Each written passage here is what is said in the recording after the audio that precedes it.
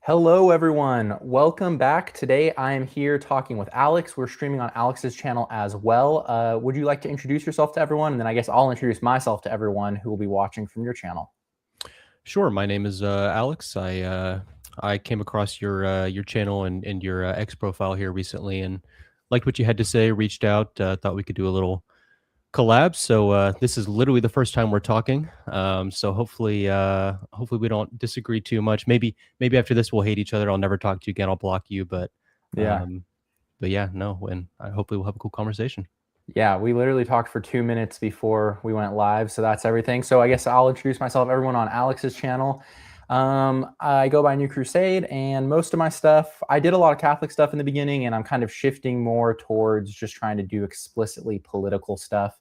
Video essay stuff. I'm fine doing live discussions and like this, but I'm trying to kind of move more towards more scripted stuff and kind of just sprinkle this in for pertinent events like what we're talking about today, which is the release of the Epstein files, which obviously has been a really, really big deal for a lot of different people for years. And, up until recently, especially from the mainstream left wing, this was basically just a fully shunned talking point.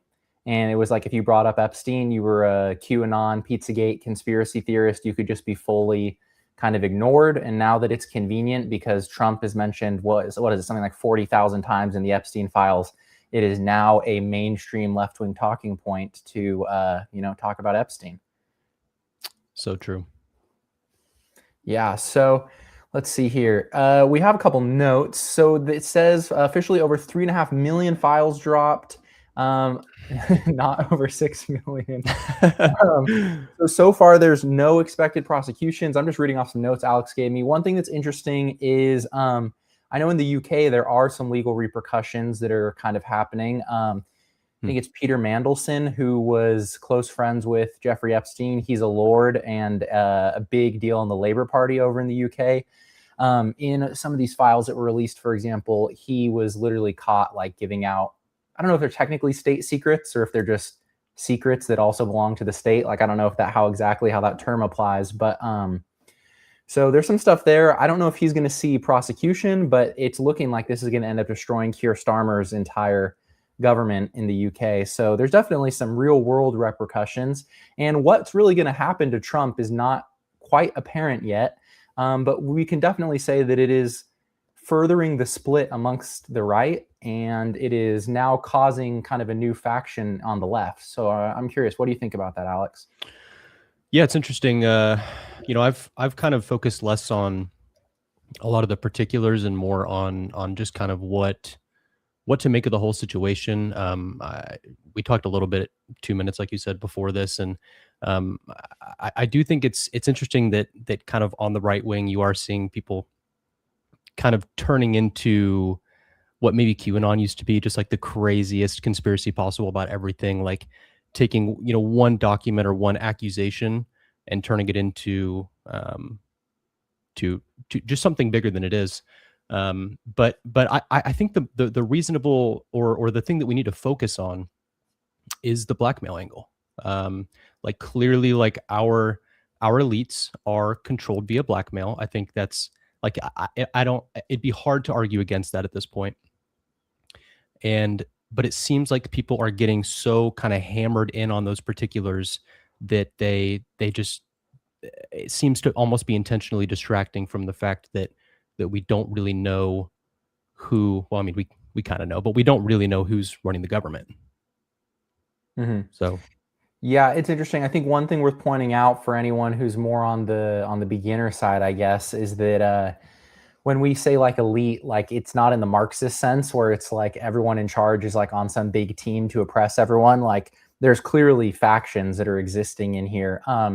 One conversation I was listening to that was pertinent to this was talking about how there's a lot of left-wing people getting mad about Noam Chomsky was had a lot of connections with Jeffrey Epstein.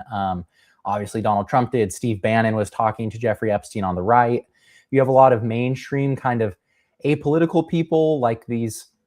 Peter Attia, that doctor, was involved with Richard Dawkins as well. Richard Dawkins. You see people like, what's that big what is it called? The wellness company, that big health company that Mm, the guy who runs that was on Joe Rogan. And so there's this kind of new tech, or the little tech, the kind of that angle to it too, the transhumanist angle. Like he was literally just involved everywhere. And, so that's a very obvious thing. And I think it brings up an interesting idea that, I mean, it makes them seem unified, but obviously they're not because they're using it, they're weaponizing it against each other. So that's an interesting kind of an interesting angle for all of this. yeah. Yeah. It seems like kind of from what I've kind of gathered is a lot of the most kind of degenerate little parts of the culture, the things that the different areas of the culture that want to push the most, not even always the most blatant, but just the most potent like anti-Christian messages tend to have some sort of connection here. Like we said, Richard Dawkins, um, but I'm even like I was shocked. I mean, we've known about Stephen Hawking for a long time, but like it is just wild how many of the people who are explicitly denying Christ or even doing so in like this kind of tangential angle, like you said, like the Joe Rogan type people. These people, like they always want to offer some alternative to Christ, like whether it's this kind of weird mystical spiritual angle or just an outright atheism or like some scientism or something like that. Like you really see that this was an anti-Christic operation that was going on. And obviously that plays out in their behavior, but it seems to play out in kind of the messaging that the people involved were pushing from all the different angles they pushed it. Does that make Mhm. sense? Yeah, definitely. Well, and it's interesting. Like I had talked to you about it, and I thought that some of the argumentation, like the idea that this is like a Satanist operation or something, that Ian Carroll and Roseanne Barr were talking about that. I think that's kind of dumb and not accurate, Right. except for in the sense that literally everyone opposed to Christ is naturally kind of aligned with Satan in a practical sense, but Right. not in like drinking baby's blood or stealing Eucharistic hosts kind of That's Satanist what I've way, gotten here. obviously. Baby's Yeah, blood. exactly, right. And so I thought that was worth mentioning, that that's not really what's being meant, but it is interesting that you do see it really does cover a lot of these. Seemingly, there's a lot of like secular Judaism, a lot of actual religious Judaism involved. There's a lot of the, like you said, a lot of the atheists or these transhumanists. There's the emails of Elon Musk like sucking up, and it's like the cool kid who doesn't get invited to any parties, or the lame kid who doesn't get invited to any parties, like, oh man, like I'd really like to go to the party, I could blow off some steam, man, can you invite me to a party, man? And so it's So like a weird. lot of that kind of stuff, right? So that's very interesting. And then you do see a lot of these people who kind of appear out of nowhere, the people who go on everyone's podcast, all of these type of people, a lot of these people were also connected. Right. These people that And pop up out of nowhere. yeah. Or even the people where they might like, I guess a lot of it's these questionable people, like that Dr. Peter T is a good example, where he gets a lot of flack from this way or that way, this like biohacking community, these type of people. I think it was Brian Johnson was involved there too, wasn't he? Oh, I'm so not surprised. I can't stand that Yeah, guy. I'm not don't quote me on it, but I think all these type of people, and so it's like there's this whole world, but all these people are, I guess the whole PayPal mafia, Brian Johnson, Elon, Peter Thiel, they're all from they all have the same come up story, right? So Hmm. they're all connected in this sphere. And obviously, Jeffrey Epstein, I kind of think this is where we can get into maybe more of a diagnosis, is obviously he had a direct connection through I guess his girlfriend or his partner or whatever you want to call her, Ghislaine Maxwell or Ghislaine Maxwell, through her father, Robert Maxwell, who was a, what was it, MI5 agent or whatever it is, and then also working for supposedly a double agent for Mossad as well. When it got Hmm. married on or buried on the Mount of Olives when he died in Israel, and got a state funeral in Israel. And so there's all those connections too, which are interesting and worth talking about. Yeah, 100%. Actually, did you hear? I did not confirm this, but I heard that Ghislaine Maxwell was actually like a Reddit mod on like atheist Mhm. subreddits. Did you hear about this? So Yeah, there's I like saw. this seems to be there's like this top down like kind of Reddit atheism that's like being pushed, which is, I mean, it doesn't surprise me. It's Reddit, but that is wild to just see someone like Ghislaine Maxwell spending her time as an as an atheist subreddit mod. Hmm.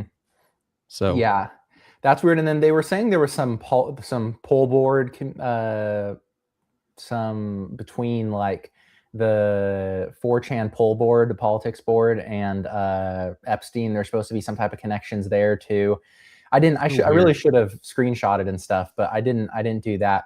Yeah, but that's really weird. And then I guess it's kind of funny seeing from a practical perspective, like the factionalism in the elite. You see that all of these people, and one of the reasons why you can really tell there is this Israel connection is that all of these warring tribes within the elite who are happy to like now take Epstein and weaponize it against each other are all largely Zionist.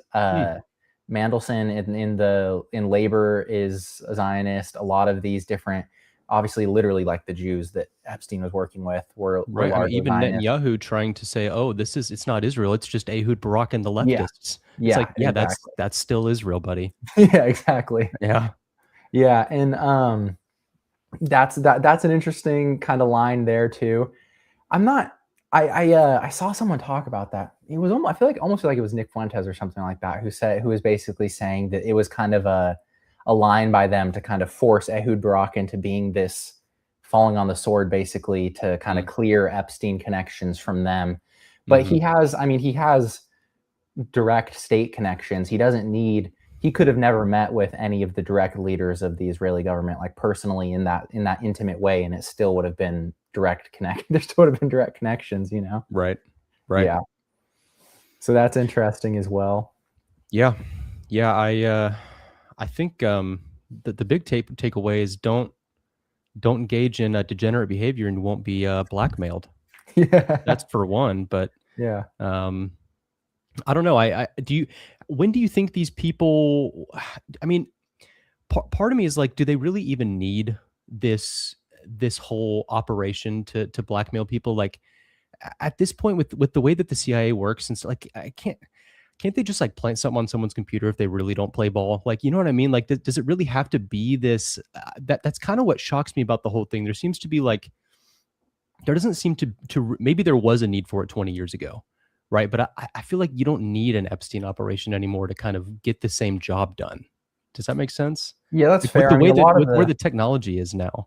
yeah, a lot of the connections are from back then, I think, which kind of lends, and maybe he's kind of the remnant of the old guard, you know, like the introduction into the online, because you can definitely see the way all these geezers are using email, like it's like text messages, like keeping up Yeah. personally. Oh, Right. you know, is Steve Bannon talking to Epstein? Oh, you want to come to dinner with me? Epstein says. Bannon says, no, I'm not free. It's Sunday. And he says, what's on Sunday? And he says, the Super Bowl. And he says, okay, Goyim. And he responds. And it's like who emails each other like that? You know, it's That's like, so dude, you crazy. can Yeah. tell all these people are ancient. And it's like, so I think maybe that's why. And then I mean, I think there probably is in a way the fact like one guy like that can probably exert direct relational control over so many more people than you could through like implanting. Like if you plant something on someone's computer, that's like to really quickly get someone out and kind of Sure. handle Sure. it, you know. Sure. But you don't have to ever result to that if you can kind of do the kind of stuff he was doing, where for example in the British government he had people sending him, oh, there's this company, there's news coming out about this company, or this it was like we're bailing out this company or something, and giving someone pertinent market information 6 years before or 6 hours before it's being divulged to, you know, to the press and all that kind of stuff. So there's a lot of direct kind of advantages that one person can have there as well. But even, I mean, I don't know, even in the most minimalist view of it, I heard from, I'm curious what you think. So Richard Hanania, who is I was telling you, is kind of like an Epstein minimalist, Mm-hmm. which is seemingly the accusation people were making towards Nick Fuentes recently, because there seems to be the release of these files has really given kind of the schizos and the MAGA schizos and a lot of the evangelical type of people a lot of fuel to kind of burn. And Astral so this, projection. what'd you say? Astral projection. Yeah. And so the from Richard Hanania, he was basically just saying, from what I can tell, corroborated, the only thing that's there is basically a guy engaging with women who are like, able to consent in one country and not able to, consent in the next country. And he's Mm, kind of like, okay, well, that's basically what everyone does. Like, mm. at every level, there's people doing stuff like that. And obviously at the top, there's people just doing stuff like that. And, you can kind of object to the grooming. And obviously there's a lot of reasons to feel that, but he doesn't really see it as a conspiracy. I'm not sure I feel that way. I'm curious what you think. Well, yeah, I do think that there's a reason that the ages, at least for stuff that we've seen that's confirmed, it's not like it's 3-year-olds, right? It's women that could pass off as being 18, right? So that's that, and that lends towards showing what the operation is in itself. Like that's what Fuentes has said. Like it's it's a blackmail operation because the women are like 16, 17. You get them on camera doing whatever. It's like, we can put this out there, but oh, I thought she was 18, but it doesn't matter. It's so that is clearly the goal of the operation, but um obviously it's still degenerate, but I do think that was probably most of it. Because again, like we really can't get distracted by all the particulars. Like we have to try and hold the position that there is a blackmail operation going on here. Like you said, this is not a satanic pedophile cult. Um, Maybe it is in some sense, um, but yeah, but I also, sorry, I want to go back and touch a little bit on like especially today, but even before.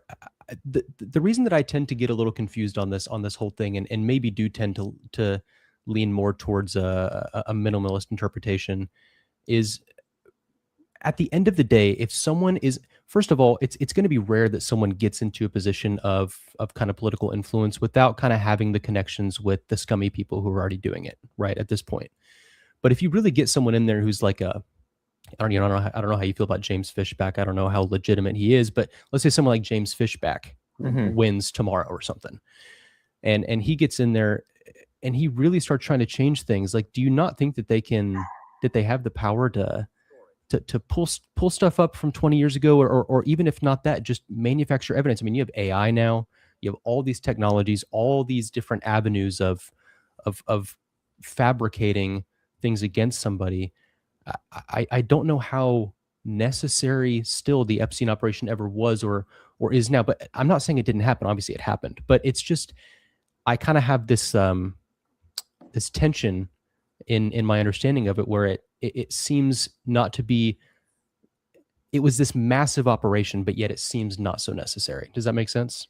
Yeah, I get what you're saying, but like I said, I think if you really, with the necessity of it, I think it's just more the practical, because I don't even know if it's, at a certain point, it would seem to me that it's not like he's getting orders from someone like in a yellow envelope saying, do this, like this Mm, is my bidding, like, and then like money gets wired into his account, like he's like a Bond supervillain or something, it's like, sure. I mean, there might have been that kind of stuff in the beginning, like he makes this connection and then, you go and make this connection and then someone sits you down and then, but at a certain point, you think he kind of just becomes his own player.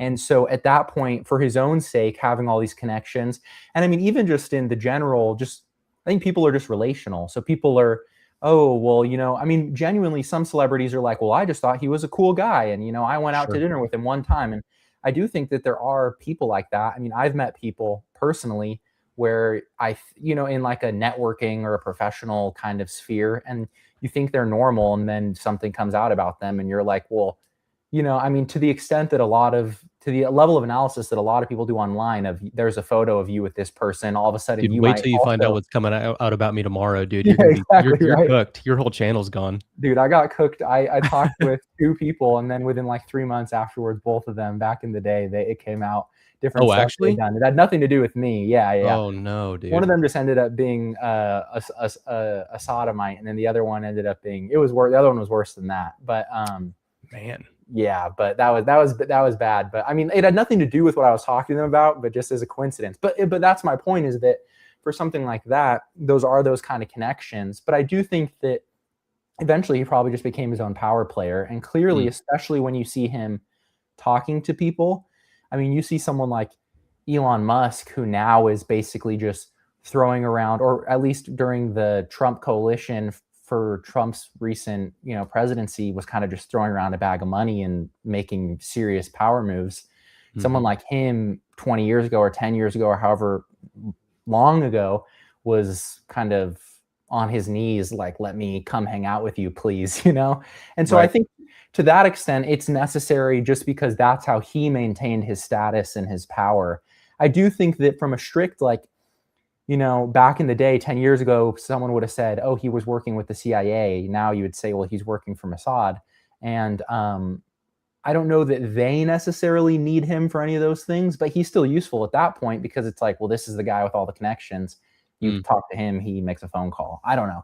Like, Well, I and I mean, actually there's see why the it's more there. people he talks to, then when maybe inevitably stuff does come out, then now any person that he had a connection to, they kind of have a thread on, or a lever Yeah. on to pull on, like, oh, you were there, don't make us turn this in, or expose this to the public, how close you were to him, Mhm. or I don't know. I do think you're right that there is kind of this social aspect to it that's important, that obviously isn't there with a individual instances of like planting something or manufacturing evidence or something. But I mean, I also do wonder how explicit the blackmail really is. Like, I wonder how often a conversation really happens where it's like, hey, like, you need to do this thing or this thing comes out. Mhm. Or if it's just, if we can get the people in the door on the degenerate behavior in a social setting, then they know. Like, we Mhm. don't have to tell them. Like, Mhm. they already know that, like, we were all in this. Like, it's like a, the old like Skull and Bones, like, initiation stuff. It's like we all were there. We all saw this. Probably it was videoed. And so that there never needs to be that conversation of, hey, don't do this thing, we have this on you. It's this shared degeneracy that kind of keeps everybody quiet. Yeah, I definitely think that's probably more what it's like. I think it was I think that you probably just get put in that world and then you're like it becomes appealing to you in that way. And especially for a lot of these people, I mean, they're so even on a low level, the type of people involved in like political action and in a lot of these spheres, you see it with the finance bros or with a lot of different people. They're so Machiavellian, maybe Mm, not in like an explicit diagnosable way, but just in their behavior. And so a lot of these people are willing to do what it takes to get to the position or whatever. And so I don't think it even takes that much. I totally think you're right that it's like, oh, this is the party to go to meet people. You go to the party. Oh, hey man, come hang out back here. And then all of a sudden you're like, okay, well, the next time this guy asks me to go to dinner and he tells me what to do, I know what happened. So this is what. And I think there's a big advantage in that because then you never have to go and oh, we planted this and oh, there's this plot hole or whatever there is that kind of makes that could make it look bad. You don't even ever have to deal with anything like that. And I think that if the government were to plant anything, it would really have to be something to really get someone taken care of. I mean, even with some whistleblowers like what is it, like Snowden or the other guys, like they get away mm. and they can go sit in Russia and go produce Russian TV shows or whatever it is to boost Russian morale or something. Like if they as much as they can disappear people, they kind of don't want to have to do that. Hmm. For sure. Yeah, I mean, as simple a solution as possible is best. So as the less that you have to explicitly acknowledge what's going on, um, probably the better. The more it's kind of just like this more soft pressure kind of campaign um, of just the knowing that we have this shared degenerate behavior, Hmm. the better. Yeah, and I think there's two like I think yeah there's the behavior there, and I think that that's where a lot of people really get caught up is focusing on it just basically becomes gossip, like focusing on the drama of it, right? And Mhm. this is so salacious, and oh my goodness, can you believe this happened? And can you believe that happened? And that's really not the what matters. I mean, it matters as far as any one given person being like taken advantage of or abused, like Mhm. especially if there are like whatever amount that like these women were being taken advantage of is individually a bad thing Of course. as much as like any other instance of it. but like read a history book. Like people who choose to abuse their power almost always will engage in degenerate behavior like that. You know, there's always going to be some level of that happening, and so it's like that's not anything. I guess there's nothing new under the sun. The real news here is, well, who are these people connected to? And then you see a lot of it like nowadays is a lot of the, I think Steve Bannon's an interesting example because he was kind of this dark horse, dark MAGA, like the leader of the real right wing half of MAGA. And it's like, well, he was kind of almost to a lot of people, I think, like the maverick that could kind of get through the Trump, because you know Trump is basically the right wing in America, and Bannon was kind of like this guy who could maybe push them in that direction, or in a more right wing direction. And all of a sudden he's connected to this, and so there's an advantage from a more mainstream perspective if you think about it. If you're on the mainstream right to push those attacks against him, I'm not saying he doesn't deserve those. I'm not making a statement on a value statement there. I'm just saying from a practical, how do you play the game perspective, there's a lot of that. Same thing in a lot of these different places, these different factions throwing, you know, these different people who are involved throwing these accusations. And who was it? I think it was, oh, I forgot. Go ahead.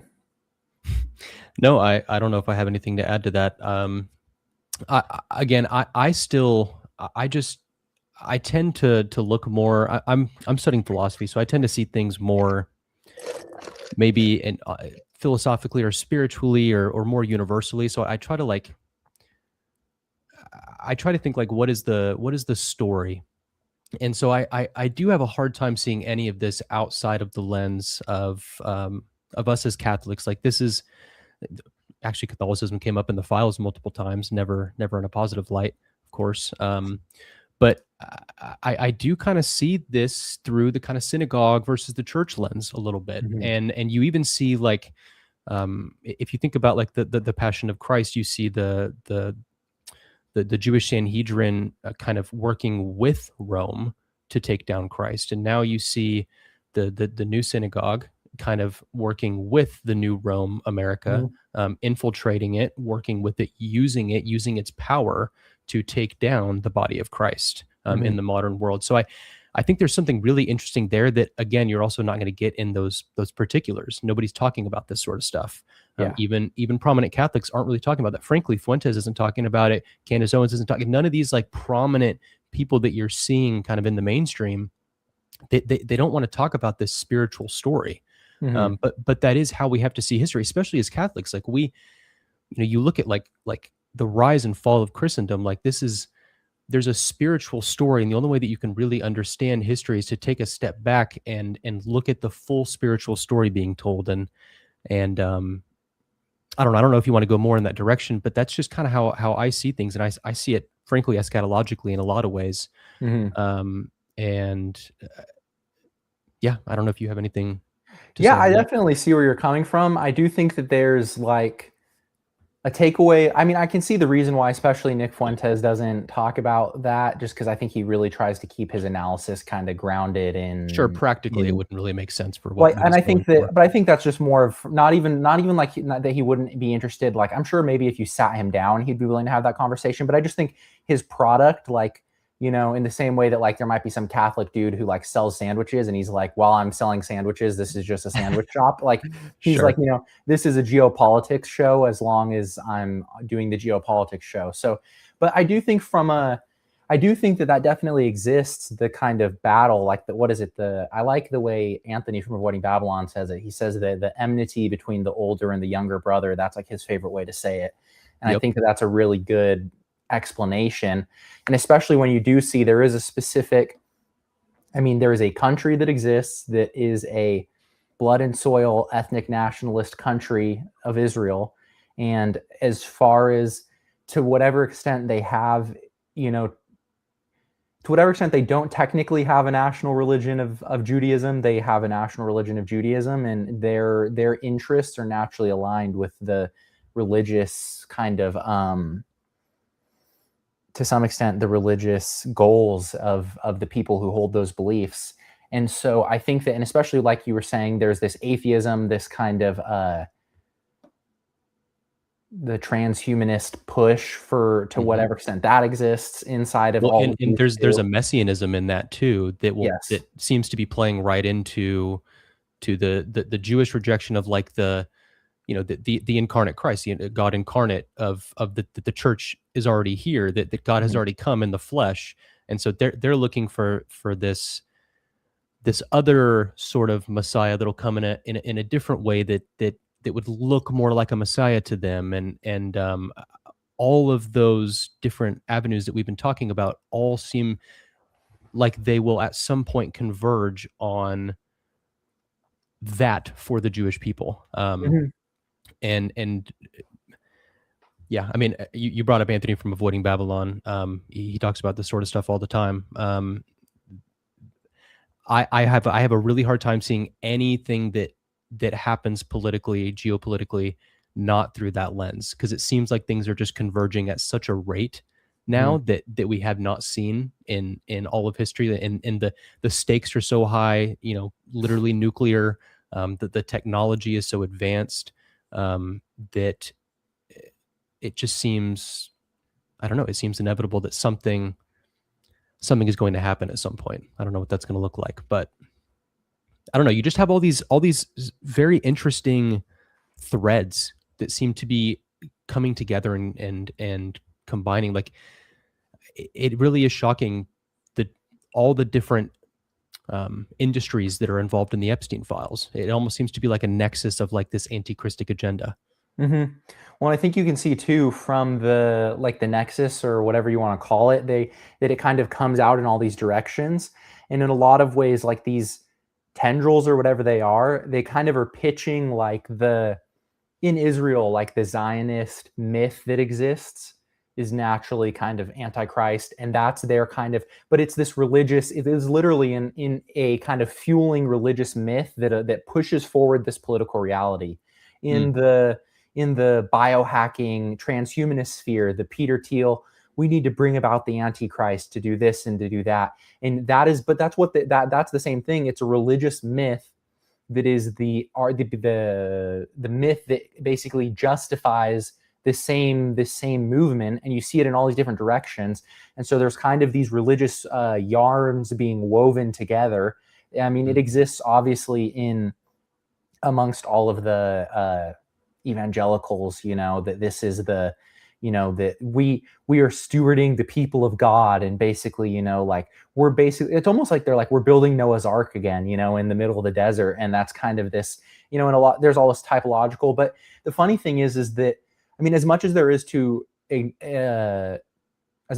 analyze there, from a practical perspective as well, it's literally the mythological argument as much as like Rome is the continuation of Troy, like from, Aeneas leaving Troy, like, and that is the mythological foundation for why Rome exists and why they are able to go and do everything that they want to do. mm, In the same way that all of these mythological arguments, and a lot of them are either atheistic or agnostic or Jewish or evangelical or whatever they are, they don't line up with what you and I think is the truth, which is the mm. Catholic faith.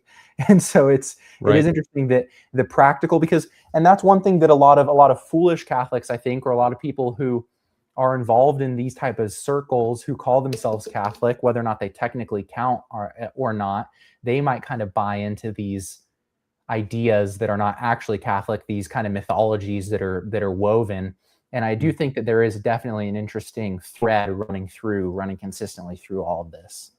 Yeah, and I would agree. Obviously, we don't agree with these agendas, but it does seem like all these agendas are kind of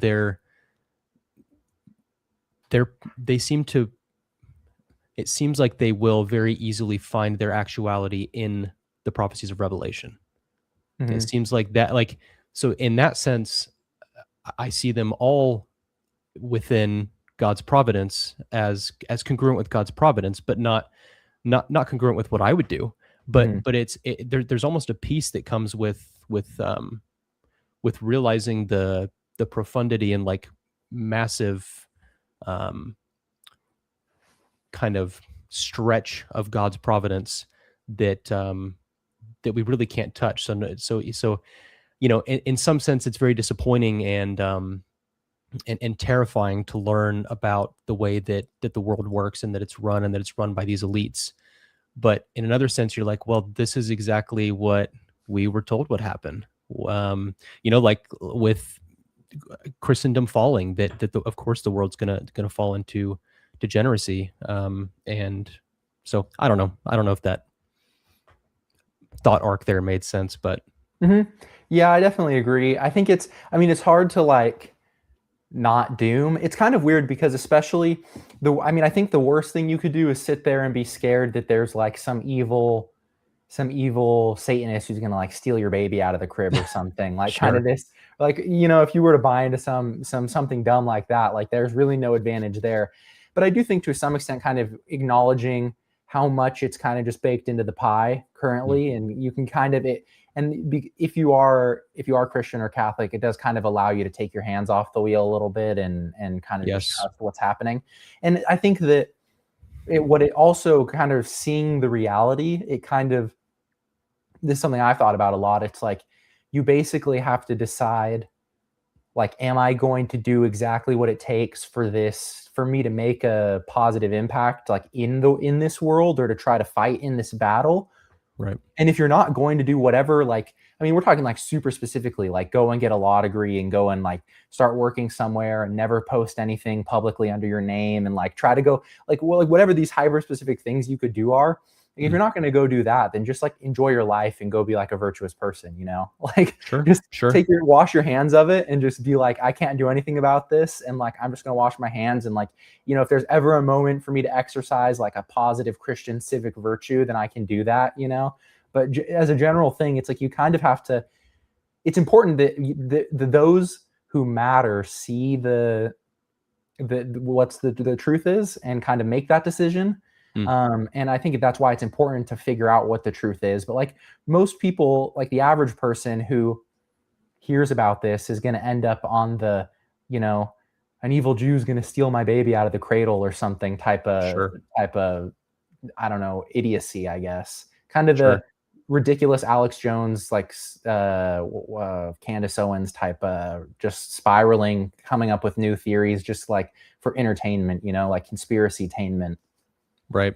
Yeah, I think I like what you said, that honestly, like in this sphere, neither one of us have that much influence, but I think I'll speak for myself that we can kind of get this puffed up sense that like what we're doing, because it's public facing and because it's kind of we take our faith seriously, that like we're really making this impact or like doing something special. But what we're doing is nothing compared to just like being a good father or being a good husband, or um, you know going to mass multiple times a week, and developing that relationship with our Lord. And so yes, very much so, like you don't have to go out there and take down the satanic pedophile Kabbalah. Mm-hmm. You can just be a virtuous person. And honestly, that's as difficult as anything these days Mm-hmm. in the culture we live in. It's truly like just the amount of degeneracy pushed at every level of the culture. It truly is difficult just to be a virtuous person, Mm-hmm. just to like wrangle in all the chaos and just have peace and a relationship with God. Like it's truly difficult. Mm-hmm. Yeah, definitely. And I don't have any. I'm not in a position of authority to tell anyone how to do that outside of become Catholic, I guess. Yeah. Like Yeah.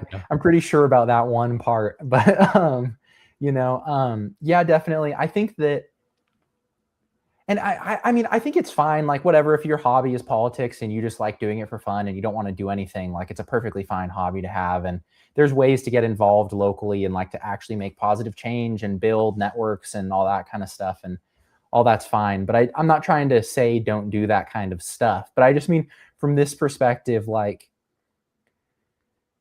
the average person isn't benefiting from learning about this. I mean, the average person isn't benefiting by learning about anything, just kind of as a rule. But 100%. so I do think that's kind of interesting. Yeah. I don't know. We can move on to another topic if you want. I'm curious if you feel there's anything else to hit with this specific topic. I don't know how you feel.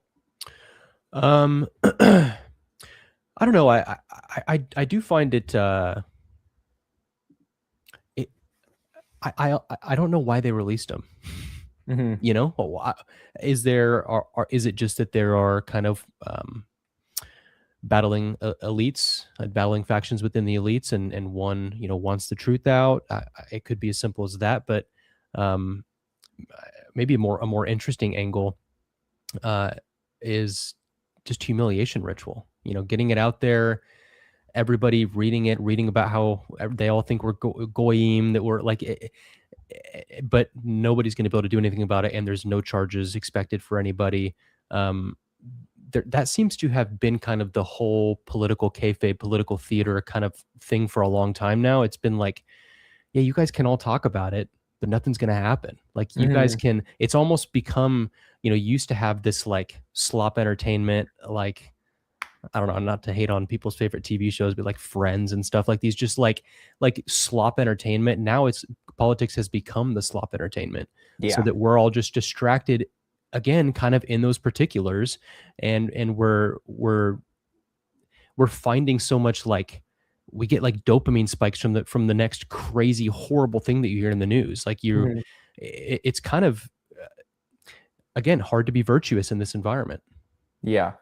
Yeah, definitely. I don't know. I think what I'm curious about is to what extent, like, I mean, I would imagine if, because I mean, there was clearly a three, or not a 360, because that'd be in the same direction, a 180 at some point between release it and then the initial 180. I guess it did become a 360. The initial 180 of nothing and the black binders and all that kind of stuff, True. which True. basically, I mean, that's what kind of started a lot of the real parts of the right basically kind of separating from the institution, and that's what really kind of started this split between the coalition that Trump had built to get elected, because he really, to kind of win that, he really invited over a lot of random groups, you know, and kind of was handing out bones to different people. And I True. think that's where you saw kind of the real right mixed with kind of the schizos kind of decide like this is unacceptable.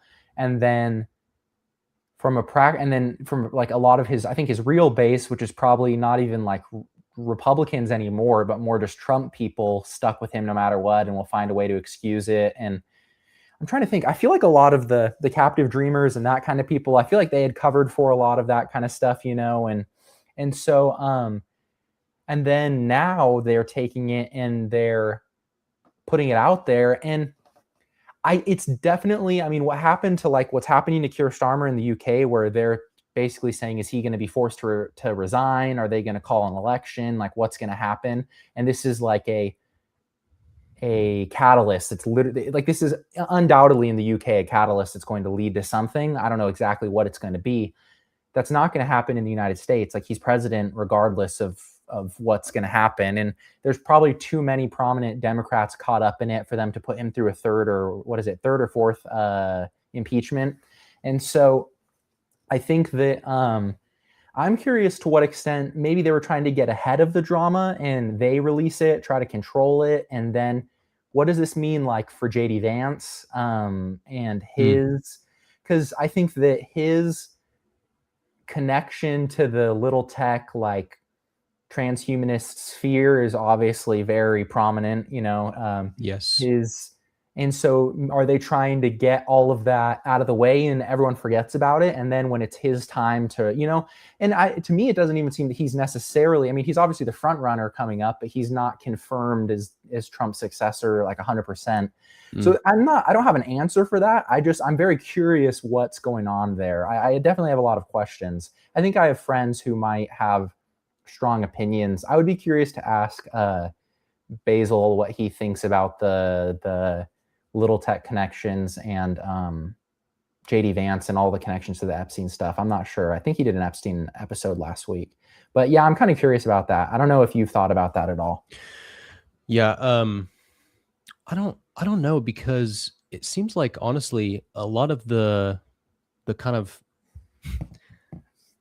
slop right they were kind of ready to swallow all the little tech stuff, kind of no problem. So I feel like if they had just kind of kept the files in the corner, and maybe done more of the, you know, soft releases where they release what, and that's the other thing too, like they can release whatever they want, like we're not going to Yeah. know. We're not going to know if they left stuff out. So they could have only released what's not incriminating for the people that they still could have done that, by the way. That still could have been what happened. They maybe didn't release them all. I thought there was never going to be another dump, to be honest with you. I thought if there really was anything that was going to make powerful people look bad, that it was just they got rid of it. It's the same thing I think for a lot of the old like conspiracies, like something like JFK. Like people always wanting the JFK files to release. I'm like, if JFK is what you think it is, I'm not sure that those files actually still exist. And because if I was the CIA and I didn't have, let's say Christian morals, and I was purely looking at it from an efficiency standpoint of being an intelligence agency, I'm just going to get rid of the files. I'm never going to save them in the first place. Why would I save the files that incriminate my organization? Yeah. So I was shocked that they came out at all. I'm still shocked that they came out. It really makes me wonder what the power play that's happening in the factions really is. I don't know. And again, it really does just seem like it's kind of this meat for us to all kind of chew on.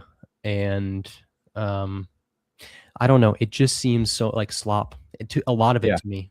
And like we talked about, a lot of like the biggest people talking about it really just have the sloppiest takes on it. Yeah. Well, you see from the, like, I think, what's his name? Jake Shields is a good example of, he was going really hard, anti-Israel, anti-Jew, going crazy about all this kind of stuff. And then he started talking about, like, he put out a poll on his X, did they actually eat babies or something like that? And it was like 80% in favor, yes, they actually ate babies, and 20% not in favor if they ate babies. I don't know how many people voted, but it's obviously thousands or tens of thousands of people are voting in this poll. And it's like, exactly, it's, if there is a real, if and because there are real critiques to be made, all of these thousands of people are now sitting there talking about eating babies and stuff. Like I'm saying, like, they're going to snatch my baby out of the crib and eat my baby and harvest my baby for adrenochrome and live forever. And, people are allergic to talking about like practical applications of politics. Like they always want to go for the craziest thing here or there. Like, And I think frankly, that is what, NJF has been right on the money on, is trying to stay practical, and really trying to focus on, what is really happening here. Like, what is the end of the Epstein operation? What was it for? What is the, because it wasn't for eating babies. Yeah. That's not the primary goal. Yeah. And that's obvious. Yeah, I totally agree. I think it's pretty ridiculous. And the issue is that, I mean, I guess it's an issue. It's kind of not an issue. It's like a societal health issue when there's a bunch of people being obsessed with that kind of stuff. Because it's just like, in the same way that everyone, like you had kind of said, everyone's shifting from, I would rather everyone be obsessed with Friends and everyone be watching Candace Owens talking about whether or not, like, the first lady of France has a penis, And in the same way, I would rather everyone be obsessed with The Office and Friends than be obsessed with 80% of people thinking that Jeffrey Epstein and all of them ate babies. Like, that's from a societal perspective, that's very unhealthy. And it blackpills people on ever wanting to do anything practical in politics. Yeah. Right. So people just blackpill that. They're like, oh my God, they're eating babies. Like, do we really even, is the system worth saving? Like, don't we just let it go? Like, yeah, it turns people into, it makes them blackpill, and it turns them into accelerationists or, or libertarians. Oh, this is something you had in your notes. Maybe we should talk about this. Oh, everyone in charge, all the elites are evil. They're all evil Satanists, and everyone in charge is evil. And, I was arguing with someone yesterday. All power is always going to corrupt you. There's no way to, properly hold power. And so it's just all of these kind of ridiculous notions. And I don't want to sit here and like melt down over it, because like the hoi polloi who are going to sit there and think, who care and are going to obsess over Jeffrey Epstein eating or not eating a baby, like aren't serious people. Sure. But like, there are certainly people who could have become serious. Like, there probably is some 14-year-old who could have become a normal, well-adjusted person who like falls down some deep, random schizo Candace Owens rabbit hole and wastes a bunch of time, or, gets obsessed with something stupid. Right. Yeah. Yeah. I think the note you were talking about is I said something like, oligarchy doesn't necessarily have to be evil. Like, it's not evil Yeah. as such.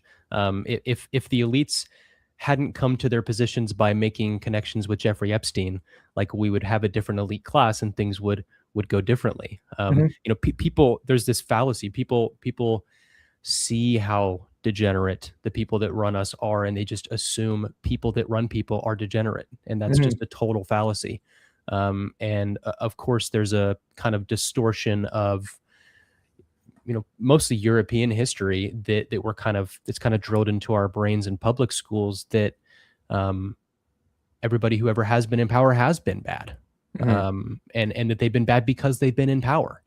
And so that's another way to blackpill everybody. And then the people who know that that's not true, who are the ones that have the power, who are the ones that are pushing those agendas. In fact, Ghislaine Maxwell's father owned McGraw-Hill Publishing Company. So writing the textbooks for our public schools, telling us that our patronage in Europe and that our ancestors in Christendom were evil for being kings or for ruling or for having an iron fist of the law and morals. Mhm. And so everybody kind of just, they don't even know how to break out of that prison, because they don't even know it's a prison that they're in of Yeah. thought. Mhm. But they start them young. It's Mhm. crazy, like, the levels to this, to the trying to blackpill the goyim. I mean, that's the best way I can put it. I mean, Mhm. if we are all blackpilled, none of us will want to do anything. Yeah. Well, and I mean, that's literally just their own language. So you can't even in the Epstein specific case, like, you can't even get mad. That's literally just using his language to describe Yeah. his thoughts, you know? But yeah, I agree, especially and I think that's where you get this kind of ridiculous idea. Everyone always complains about the right wing and how there's this idea that, like, the left uses power, like, the left views power basically as like a bat to beat their opponent with, or a club to club their opponent with.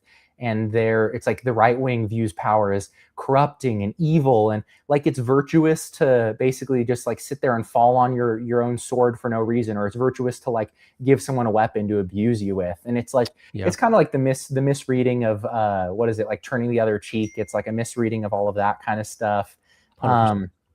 And then there's also here, wait, give me 1 second. I'm gonna turn off my notifications really quick. But there's that. I think that what did I want to say? Oh, Tim Gordon might get mad that you said oligarchy instead of aristocracy. He'd probably come to to term police us. But yeah, definitely there is, like, as much as any system exists, like, the system's virtue is determined by whether or not it does good things or bad things. It's Mhm. like a machine that is just made out of pieces of metal is not an inherently immoral machine unless the machine does bad things. And so it's like a meat grinder that grinds up dead animals is good, and if you grind up live people with it, it's like a bad thing. But it's just metal parts either way. And so it's like, yeah, our system is bad because it does bad things and it hurts people, and it does stuff like that, like, not because.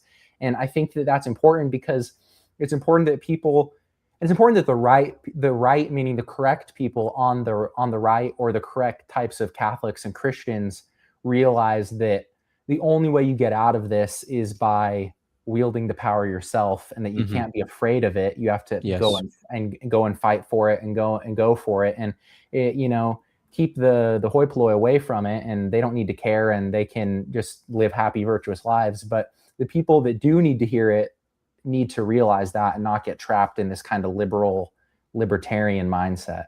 Yeah, it's kind of baked into the American cake. That this idea that maybe it wasn't from the very beginning, you could argue, but this whole religious freedom idea, I think, the freedom of religion idea, kind of seeps its way out of religion and into everything, where it's like, it's just this, oh, like, I can't assert my will, or like, I can't assert, Hmm. even if your will is good, like, oh, it's the non-aggression principle of Yeah. libertarianism. It's this, it's really baked into both sides of modern liberal politics. And it's, I mean, it's going to end up where no Christians have any power. Everybody but the Christians have wielded all the power, and then you're definitely not going to have the Christian values that you want. Like, it's it's sad, because we think we're being virtuous by living that way, but we're going to end up being overrun by Amish and Muslims, Mhm. because that is not how they see the world. Like, they see the world the way that you and I are saying that we should. Mhm. That they see it through an identitarian lens. They see it through um, just practical lens. Mhm. But we're so worried about not offending and not aggressing, whatever that means. It's goofy. Yeah, well, and I think that there's kind of just a practical lens from a. It's difficult in America to say anything about like identitarianism in any, even in like a religious way, like a Catholic identitarianism. Like when you read history, especially in Europe, like across the mid-century, a lot of the battles are basically between like the Catholic Party and like the Fascist Party, or the Catholic Party and the Communist Party and the Fascist Party, or the Catholic Mm, Party and the Communist Party, or whatever it is. And so it's like there is in that way, and they wouldn't have had like identitarianism because they were mostly homogenous countries. You would have seen it in somewhere like Belgium, like where in the mid-century they had kind of this fight between like Flemings and Wallonians, and they're both Catholic, and what are the dynamics here? And then they kind of, because they're all Catholic, they kind of devolve, and then it becomes this nationalist dispute. And I mean, so there are a lot of these things that exist, but you see the kind of the one consistent line is that they're not afraid to take the power and to use it, mm. and that's a realistic thing. And this is something that there's this liberal, kind of non-aggression libertarian principle you were talking about, where it's the idea of like, if I don't want someone to do this to me, then I can't do this to them. And it's like, no, actually, like there are some things that are okay for good guys to do, and there are some things that are not okay for bad guys to do. And it's like, Yep. and good guys should be in charge and should wield power, and bad guys shouldn't be in charge and shouldn't wield power. Yeah. 100%. Hmm. Yeah. Yeah. I don't know if I have anything to add on that. Yeah, and I mean, it sounds kind of childish, but it's like I only say it in that way because some people are so blue pilled into thinking that like that the solution is to like give everyone a vote, and like cooler heads will prevail. And it's one of the things I hate the most is there's like, you hear it in college campuses. They'll talk about like in 101 classes, they'll be like, yeah, well, when you add 20 people to a group, they're not 20 times smarter than one person, they're 200 times smarter, and together through democracy we have that, the 3 million fold increase. And it's like, Yeah. no, What it's if they're just a bunch. dumb? They're Yeah, it's 200 just, times dumber. Like, what are you yeah, talking about? exactly. That's crazy. Yeah. So I've heard that idiotic stuff, like, and so it's just like, it literally is that important to tell people that, like, no, literally vote for good guys. You don't vote, or you put your power behind good guys and not behind bad guys. And good guys should do all the good things they can, and you should stop bad guys from doing all the bad things. And it's like, you have to talk that simply because people don't get it, especially Right. in Yeah. America. Right. It's almost elementary. It's like, if the good guys don't wield the power is still there to wield. So bad Mhm. guys will wield it. Yeah, yeah. Well, Like, I mean, it's it's literally, elementary. it's like a law. It's elementary. It's a law of. It's like a law of. It's a law of politics in the way that gravity exists, like power exists, and somebody by definition has to wield the power. So who do you want it to be? Like, choose. Right. Yeah. And Yep. I hate saying that because I feel like it makes me sound dumb saying that. Like if some like smart person heard me say that, they're like, oh, this guy's sitting here like saying these obvious things and he thinks he's smart. And it's like, it's not even that I think I'm smart. It's just like that I speak with people who I feel like that's the level I have to talk to them to get to get a conversation to progress. Right. Well, I mean, it just goes back to what we talked about public education. I mean, I mean, it is brainwashing. Mm-hmm. It is intentionally created. I've heard people talk about this. I haven't actually researched it, but I know it's based on the Prussian education system that was literally just meant to make obedient kind of cog workers in the machine. That's why they have the bell. It's like training people to work in a factory. It's really is a brainwashing operation to kind of form people into this worldview where it is almost impossible to break them out. It's Plato's cave. Mm-hmm.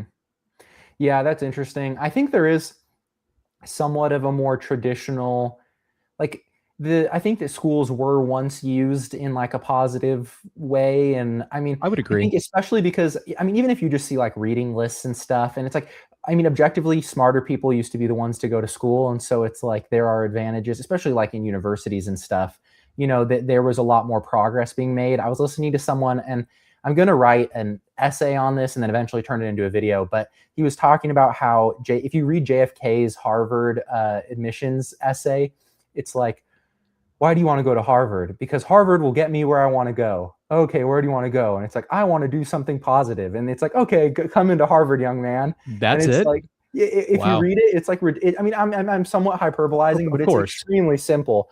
And Wow. so it's I like, thought you were going to say it was like lavish and incredible. oh no, it's very unimpressive. But Wow. the interesting thing is that the guy who I was listening to, he had said, this is interesting because it's basically, this is a more noble understanding of education, that he's basically just saying like, I want to go to Harvard because you're going to turn me into the type of man who goes to Harvard, and I want to be that Mm. type of man, right? Sure. Well, and it's just like we were talking about with oligarchy. Oligarchy is not bad as such. Education is Yeah. not bad as such.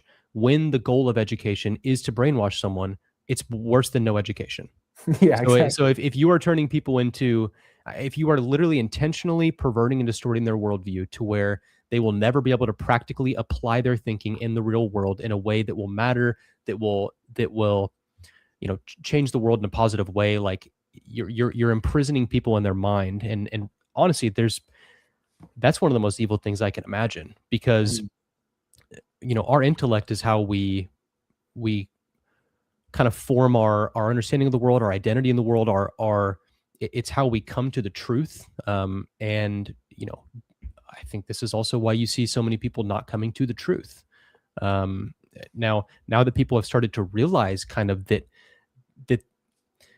that this system is at play in the way that it is, you are seeing a kind of a revival of faith. But for decades now, it has been the case that they pretty successfully, like most people, even nominal Christians, they had no idea.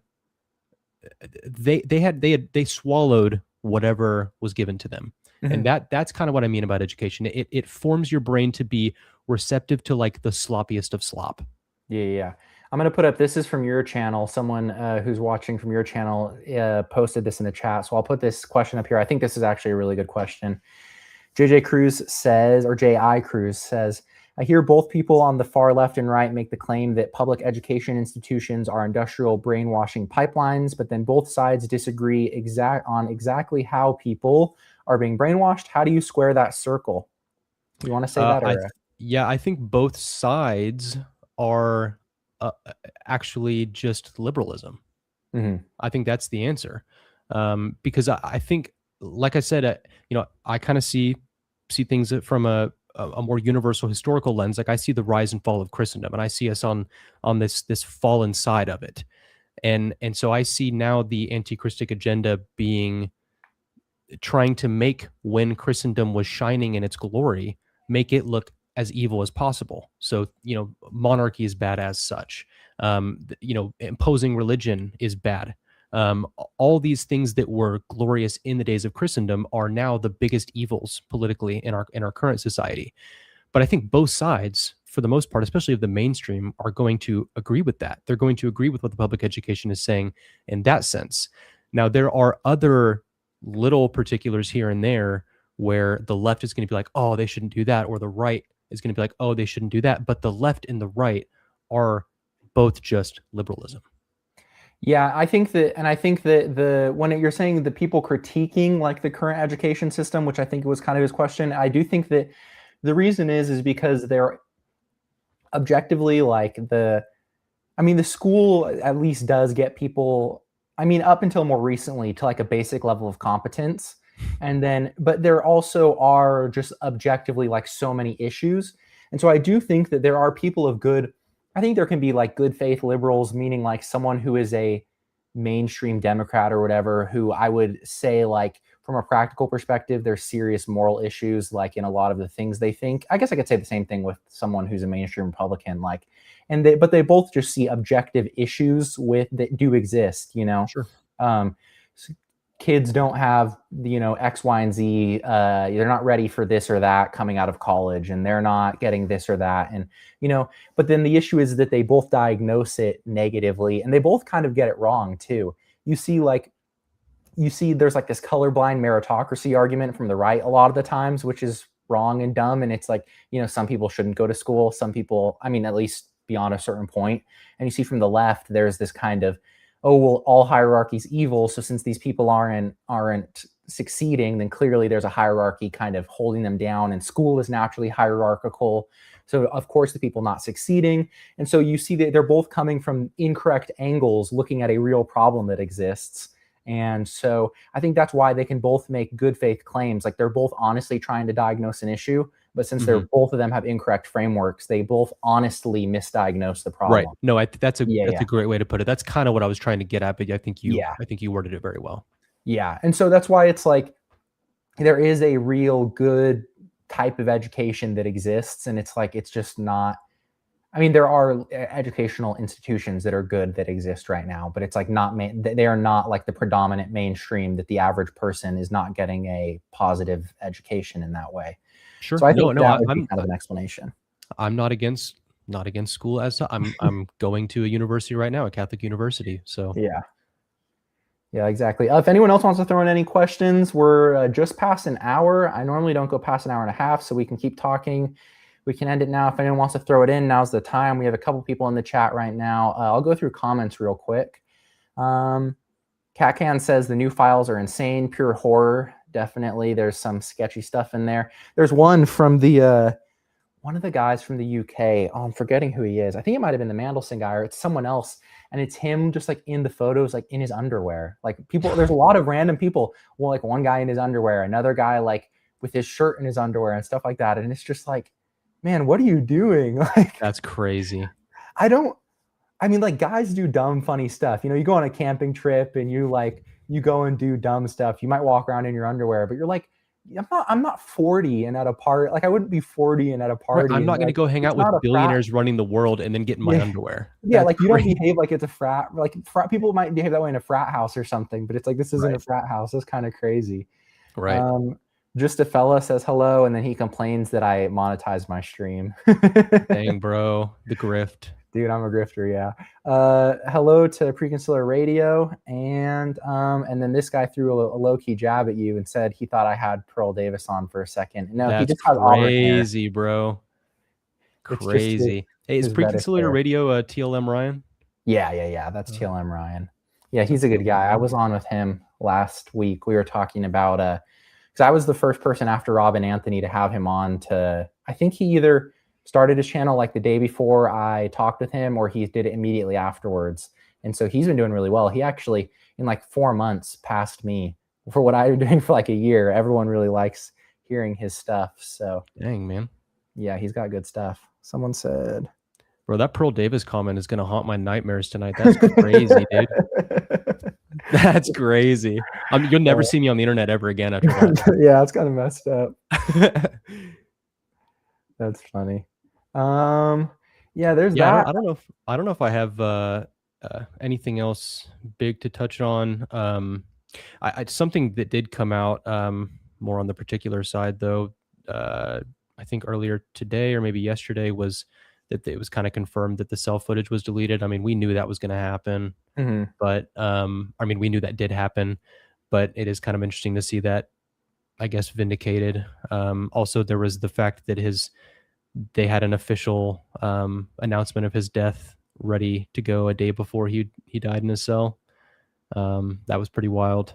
So again, stuff we kind of knew, but to be vindicated on is kind of wild. Yeah, that is interesting.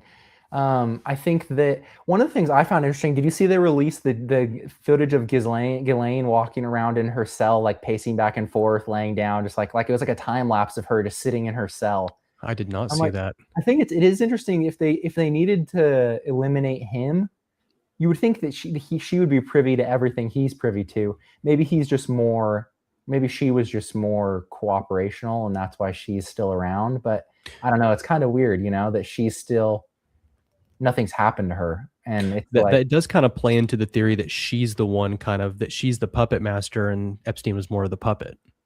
So she's maybe got more of the connections. I've heard people kind of have that theory that, because her father was explicitly working with, intelligence agencies.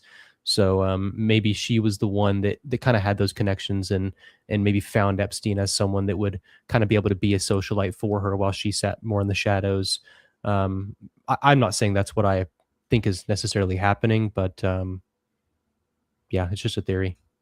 Yeah, that is interesting. I don't really know what's going on there, but she's in a lot of, directly in a lot of the messages and stuff, and obviously she'd appeared with him a lot publicly and stuff too. So it is really weird. It's It kind of is. curious, and it has taken a lot of the heat off of her too. I feel like the Yeah, files coming out. You don't it's hear true. people like when he was dead and she was the one who was alive. A lot of it was kind of connecting her to stuff, explaining it. It's almost like people kind of moved on from Epstein and were kind of focusing on her. And a lot of it's this. I mean, obviously she's still indicted and and connected and all that kind of stuff, and literally in jail. And so it's like, she's still facing repercussions. But from at least from the conversation, a lot of it is shifted away from her, which is interesting as well. I'm curious what happens there. Yeah, I do think it's easier to kind of vilify and like paint a villain out of a man, Yeah. like Yeah. make him like a kind of pop culture villain. Mhm. Um, if that is, I don't know, not that they are, turning him into a villain, but I think just the popular reaction is going to tend towards focusing on the man, Yeah, that makes sense. probably just as a natural tendency.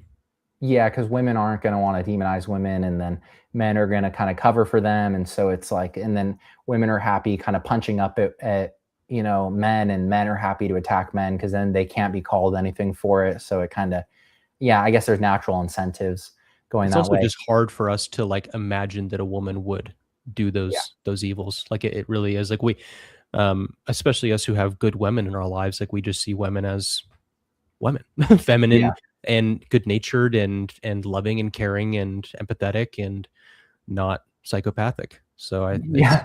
that it's my wife and I have our first kid coming next month, and we've talked about how it's a daughter, but we've talked about how like the differences of like planning towards like raising a boy and then raising a girl, and like there's a lot more margin of error for a boy.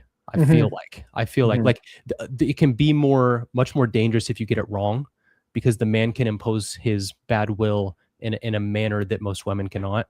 Hmm. And so like obviously you have to get it right with every child, right? You have to do everything you can to get it right, but you really have to get it right with guys, Yeah. because like they really can become turn into a monster that I feel like is more rare for a woman. Yeah, that's reasonable. I think that makes sense.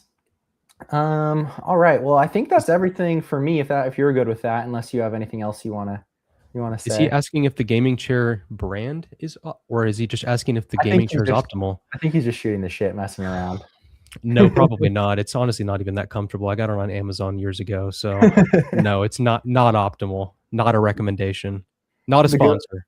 the goat chair are those like I hate them because they're so ugly, but those like those synthetic mesh ones, like the Aeron chairs and stuff with all Mm, the you get so much airflow and everything. They they're give you so the good comfy. lumbar support. They're 100%. horribly ugly. If you're an aesthetics maxer, they're a Well, terrible this is option. ugly too, dude. I'm Yeah. clearly not an aesthetics, but like the curtains I've got going on, like it's atrocious.